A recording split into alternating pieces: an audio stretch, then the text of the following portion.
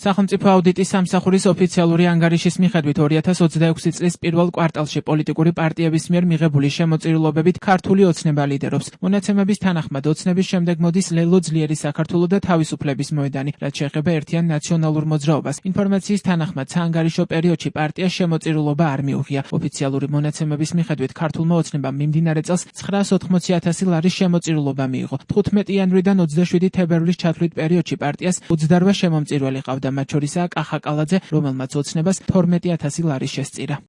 რაც შეეხება ლელო ძლიერ საქართველოს მონაცემების თანახმად პარტიას მიმდინარე წლის 2 თვეში 8 იანვრიდან 19 თებერვლის ჩათვლით პერიოდში 146,000 ლარის შემოწირულობა აქვს მიღებული. შემომწირველებს შორის არიან ლელო ძლიერი საქართველოს ლიდერები მამუკა ხაზარაძე და ბადრი ჯაფარიძე, ასევე მამუკა კაციტაძე და მანანა ნაჭყებია. აუდიტის მონაცემების თანახმად მიმდინარე წელს შემოწირულობა მიღებული აქვს თავისუფლების მოედანსაც. პარტიას 2026 წლის 1 იანვრიდან 16 თებერვლის ჩათვლით პერიოდში 44 შემომწირველი ყავდა, რომელთაც ჯამში პარტიისთვის 46,745 ლარი გაიღეს. შემომწირველებს შორის არიან პარტიის ლიდერები ლევან ცუცქირიძე, ბაკურ კვაშილავა და სიმონ ჯანაშია. რაც შეეხება კოალიციას ცვლილებისთვის 2026 წლის 14 იანვრიდან 23 თებერვლის ჩათვლით მათ შემოწირულობის სახით 3,460 ლარი მიიღეს. კოალიციას ამ პერიოდისთვის თანხა 8 ჯერ შესწირეს. შემომწირულებს შორის კოალიციის წევრი მაია კოპალეიშვილია. ოფიციალური მონაცემების თანახმად გიორგი გახარიას პარტიას საქართველოსთვის მიმდინარე წელს 2,371 ლარი ჩაერიცხა.